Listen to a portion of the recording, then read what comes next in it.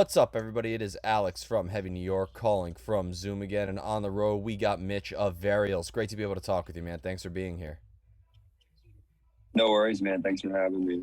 Of course, man, it's awesome to have you here. Your new album, Scars for You to Remember, is absolutely amazing. Excellent work on here. Being Thank that, you. there was a bit of a lineup change with this one, and you were taking the role of lead vocals on here, was this meant to be like a new beginning of Varials, or does this at all have any like relation to In Darkness in a way, picking up where you left off? I mean, I feel like it definitely is kind of like still like a continuation of the band and like our typical sound. I feel like we definitely tried to push it in like a little bit of a new direction with just, adding a bit more production and obviously like a little bit more, um, singing and stuff like that. But Um, when we went into it, we really were trying to make an album that lined up with our previous stuff. Just, really trying to take everything we did before and just kind of like amplify it.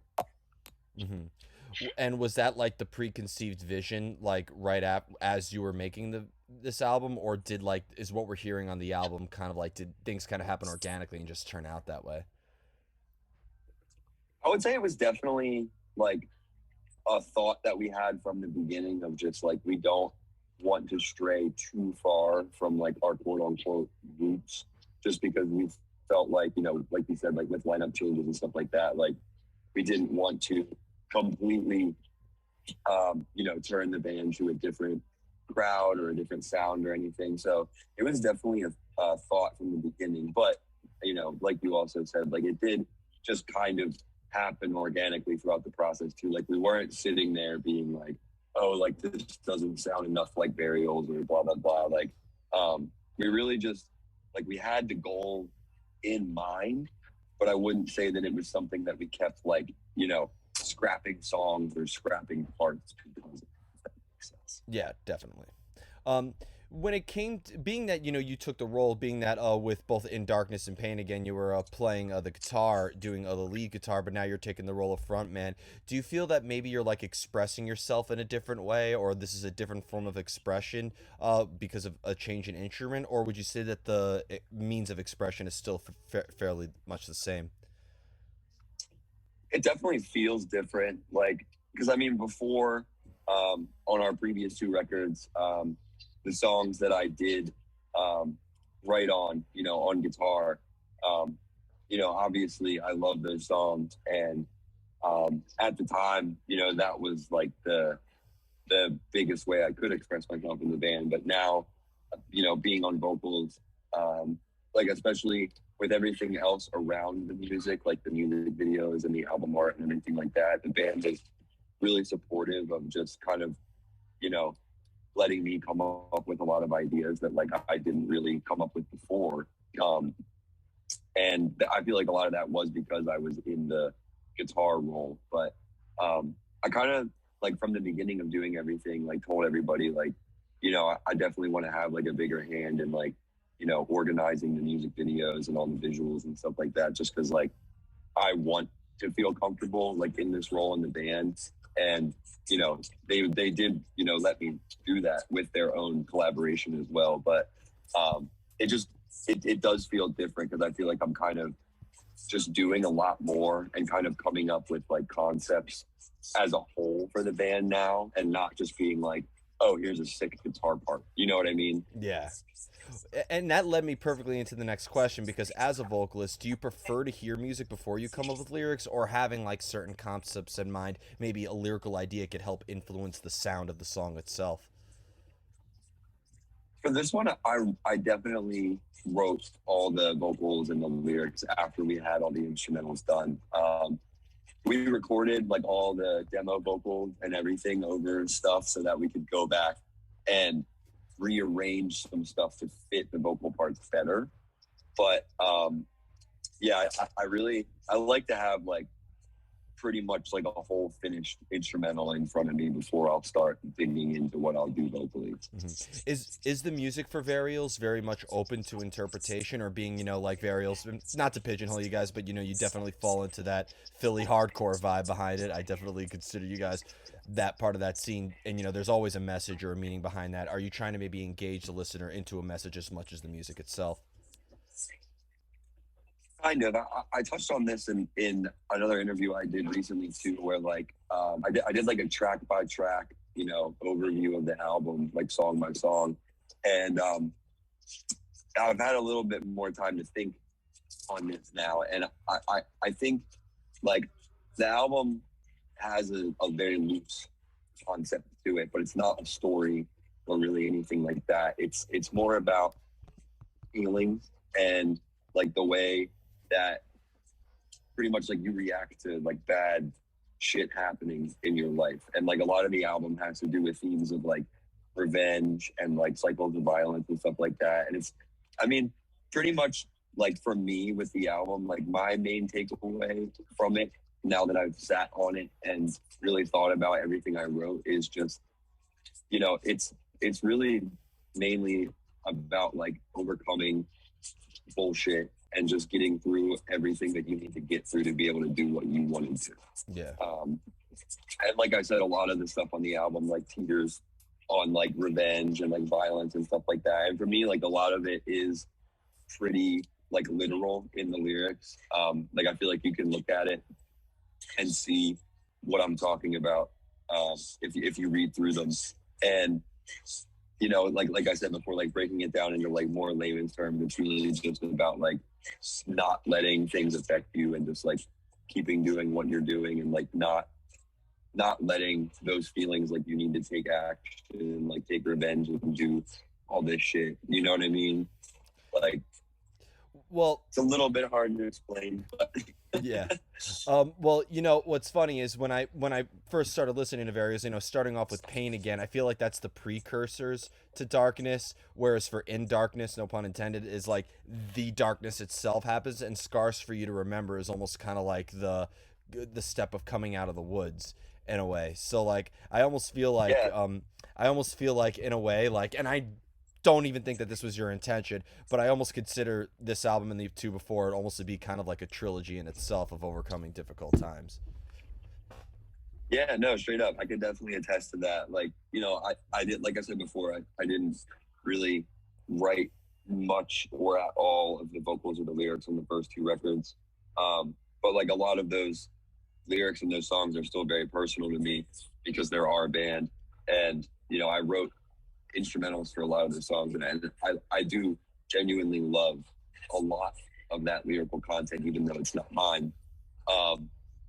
And I guess just because, it's our band and we all, still feel so connected and involved with those first two records, like in my brain, it definitely was sort of a continuation.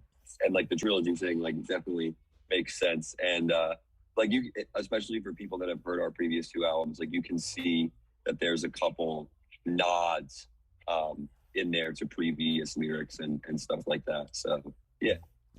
Yeah, it's almost like I almost feel like when people are discovering Varials, for a lot of people, this new album is like their first introduction, which is totally cool. But it's like, go back and listen to the previous two. Like, listen to these chronologically. I feel like this is like a very cinematic hardcore series in a way. So Yes, yeah, that's exactly what we've always been kind of going for, like making everything very visceral and just like, like you said, like cinematic and shit like that. Like we've always been really inspired by like movies and video games. So I feel like that bleeds a lot into it on purpose. yeah. And you kind of just answered this question already, but when you sing lyrics that you didn't write as opposed to lyrics that you did write for this album, did you have maybe like a different attachment to those lyrics, or do you feel like maybe it's a bit of a different methodology in even on a technical level, singing older stuff versus this current stuff? Yeah, I mean, there's some older songs that we pulled out on the past couple of tours where I've been like, wow, these are just like not really written like with the foresight of playing them live. You know what I mean? And I feel like a lot of, like everything I wrote on the new album, I wrote thinking like about doing it live. So there's a couple old songs that like I wouldn't say they're like no goes, but like after we played them, I'm just kind of like, well, like these couple, like I don't really feel super comfortable with, and like I feel like they just weren't really written for someone to be able to perform them consistently. Um, so I definitely feel more of a sense of comfort and like I just feel a little more amplified when we're playing the new stuff that I wrote all the lyrical content for. And I got to give a shout out to the band Boundaries. They're on our tour right now, specifically their vocalist, Matt. He helped us write 2 songs lyrically on the record. And even with that, like, I still, I was there with them and we wrote all that stuff together. So even those 2 songs, like, they still feel a lot more in tune with what, I want to accomplish or I want to do live. And I still do enjoy playing like almost all of the older stuff that we played. I still feel very connected to that music and I still enjoy, almost all of it. So for me, it's really just a thing of like what I was saying before, of like, I kind of wrote these new songs with what I was going to do live in mind. And those old songs were just they weren't written for me to perform. You know what I mean? Definitely. So, Definitely. Kind of going back into the history of Varials, because, and do correct me if I'm wrong, but Pain Again was actually your first time, like, ever working with the band, right? yes. Yeah. So when you joined up with Varials, were you looking at the Recollection EP and the Failure Control EP and the Absolution split, almost being like, okay, this is how I have to play, this is what the style is all about, or were you kind of given full range to bring your own mix into the band at the time instrumentally? No, yeah. I mean, honestly, I've known like everybody in the band like way before I was actually fully involved. I helped them record um, the split that they did with this other band, Vicious Embrace. And I was always just kind of like around them when they were doing stuff over those years. So I always did feel slightly involved in everything. Me and Mike, the bass player, were in another band at the same time as well. So we were always playing shows together, and it was just kind of like a big friend group almost. So like when I officially joined the band, it was pretty seamless, and they really did just kind of let me do whatever I wanted to. I came into the mix like right as we were going into the studio to do Pain Again. So I only have a hand in like a little bit of that album, but the song on our first record, God Talk. That I think that's the only song on that album that I wrote like 100% myself. And I remember just like sitting in my apartment, just being like, all right, I'm gonna write a song, banged it out, and then just sent it over to them like, hey, you guys like this? And they were like, yeah, this is great, we should put it on the album. And like, I didn't really write that song thinking like, oh, this needs to be a burial song. It was just like, this is a hardcore influence metalcore song that I would write for myself, and it just so happens to work with the band.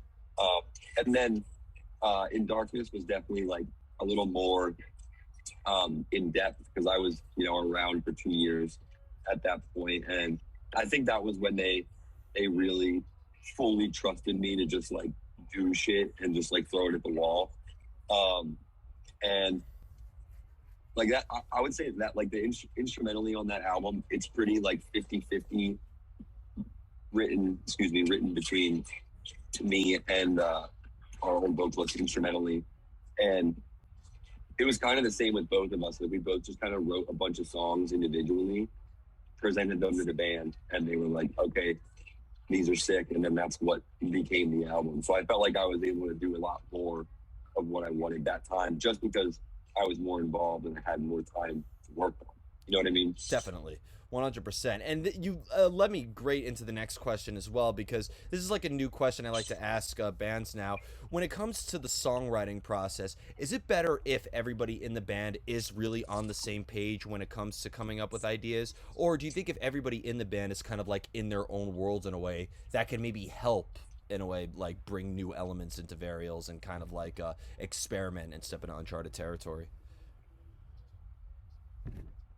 No, for sure. I mean, we did. Um, the writing on the new record was it was done a bunch of different ways. Like we did a couple of the songs like kind of all together in the same room with our producer that did Pain Again and In Darkness. That was actually how we like started the whole process. We went to his studio just to write with him before we were diving into the whole real recording process.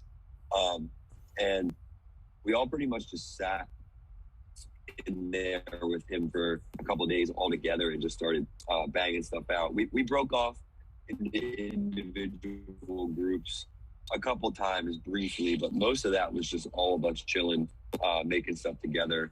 And honestly, that was the first time that we had really done that. And um, two of the songs that came out in that were the opening track on the album, Body Wrapped in Plastic, and the other song was Day 3, Revenge. And I think those two songs came out great, and I think that they are a little bit different from our normal style, kind of because we were all doing it together and we were getting, different ideas flowing throughout the room and stuff like that. From there, I wrote some stuff by myself. Our bass player, Mike, wrote some stuff by himself. I think everybody kind of did at one point just start going off on their own little tangents. And then we all just kind of grouped back together, listened to everything, and then went from there again as a group to kind of like finish it all up. As far as instrumentals went, at least. Yeah. In order to get that inspiration, that creative drive, whether it would have been for vocals or guitars, do you almost kind of need to look for it? Is there like a specific place that you go to cultivate ideas, or does inspiration just strike out of the blue for you? This is gonna sound fucking bizarre, but literally most of the times I come up with a good idea for a song, I come up with it in the shower. That's not that's dude. I interviewed Sang with Sugabog, and they tell me they come up with good ideas on the toilet. So that's not bizarre at all. Yeah, that makes sense for them too. I really like that. But fucking and like it's funny too, because like not even like vocally or lyrically, like I'll just be taking a shower and like I don't know why, but I guess because maybe there's just nothing really going on. Like I just have a moment to myself, and I'll just start like playing a song like in my head that doesn't exist, and then I'll just go downstairs and then sit down and kind of go at it. That happens a lot. I also do just kind of like force myself to sit at my desk and write. And that can either come out one way or the other, depending on the day. Sometimes it comes out awful, sometimes it comes out great.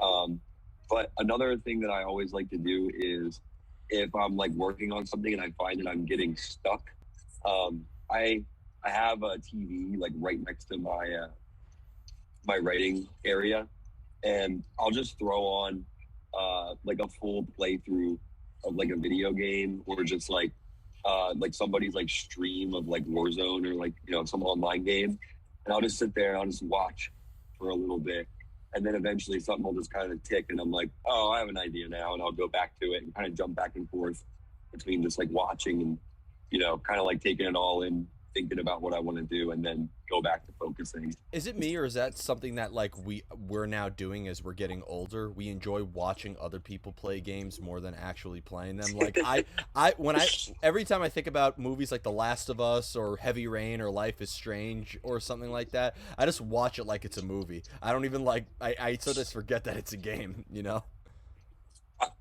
No, for sure. And like I have a lot of friends I feel like don't even play games, they just watch them, like you're saying.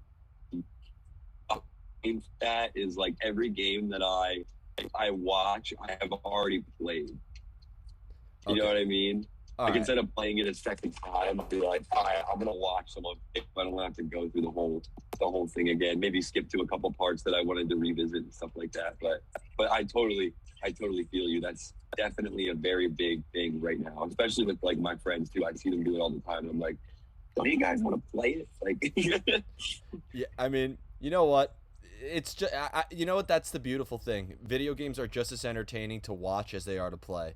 But I and going back to what you Yeah, no, straight up. yep, and going back to what you said too, your first solo album has to be called Mitch Rogers, The Shower Diaries. I think that's like that's gonna be your solo R&B That's project. not bad. Yep, That's not bad.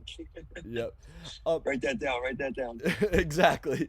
And I have two more questions for you. But I've seen Yeah, Varial, dude. I've seen Oh, Varials play before. I'm sorry. No, There we go. it's all good. By the way, I want to point out. I'm just gonna point this out now. There's a couple moments where like you were talking and it was fine, but the internet cut out. So like you have like a frozen face mid talking, like where you look like this kind of, and, Oh and, yeah. and like the audio's in the back. So I'm just gonna give you a heads up about that right now. Oh, dude, you're fine. You're totally chilling. It's like when you're on FaceTime with someone and they just freeze up. Yeah, they need to do a band photo shoot like that. That has to be everybody's individual like pictures. Um, but Oh my god. yeah, some promo ideas. But when it Yeah, comes right. when it comes to your live presence, there's nothing like a Varial show live. I think like it's there's such a essence of unity, but there's such an essence of power and destruction in your live shows. Is there a similar energy that you put into your live presence as you do when you are songwriting, or do you consider songwriting and playing live two separate arts? Because I'd imagine that in the studio it's a little bit more static and a little bit more like confined in a way. So do you find it like hard to kind of replicate that live energy when you're in a studio setting? So I feel like a big thing for me, especially like when I'm recording vocals, is just like feeling comfortable with who's in the room with me. Um, I wouldn't say that it's necessarily like trying to like replicate anything from the live show. Like I was saying before, like I'm always thinking while I'm recording about like, okay, like is this going to be possible to do live? Like, am I putting too many words, or am I like, putting too much stuff in this part where I'm going to be running out of breath or whatever? Um, so like the thought is definitely there about the live show, but like for me in the studio, it's just all about like being comfortable with who's there. Like I said, like I don't really like to have like the whole band or like a bunch of people in there. Like the two guys that we recorded this new album with, it's our producer and Evan Seaberger. Jeff kind of taking the reins uh, there. He's like our lead engineer and everything too. And I've been working with those guys doing other bands recordings for years. So being with them in the studio is like the ultimate comfort zone for me, just because we've been doing stuff for so long.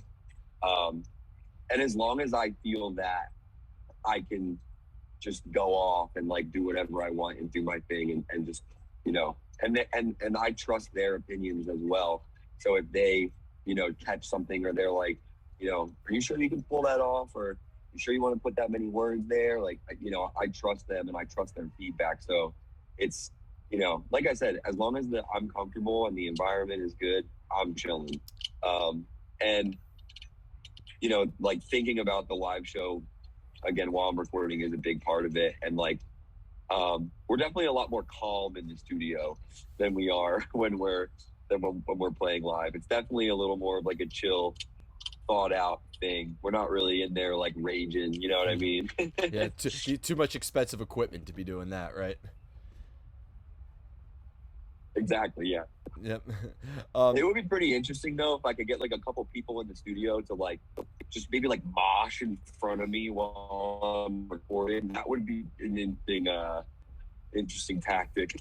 Well, that was just what I was about to finish this interview off with, because every hardcore band or band labeled in that hardcore, I don't care whether it's old school like Sick of It All or Agnostic Front or you guys or Code Orange or Harm's Way or something like that, it's just you need to have that insane stage presence constantly. Is that something that you actually have to like Yeah. practice or rehearse in a way, or is that just something that comes with feeling over time?